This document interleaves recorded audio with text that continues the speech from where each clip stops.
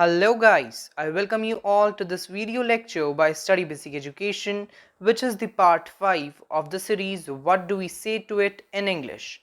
And let me clear you that in this particular series, we are discussing about some of the words which are very familiar with us, but we don't know their English translations. So in this particular series, we are discussing about those translations. So why to wait? Let's move forward.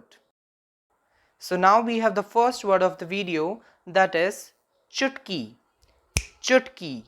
An English translation for it, snap. Snap. It's snap. Now again a very common word, that is thappad. Thappad. An English translation, slap. Slap. Now again a very common word, that is dakar. Dakar.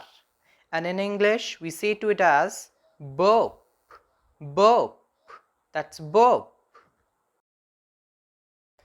Now the word 4 of the video, that is city. City. And in English we say to it as whistle. Whistle.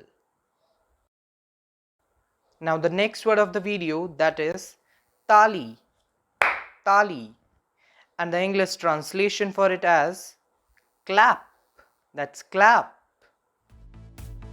Now I would like to say to you, thank you for watching the video, and if you like the video, please hit the like button and share your views in the comment box.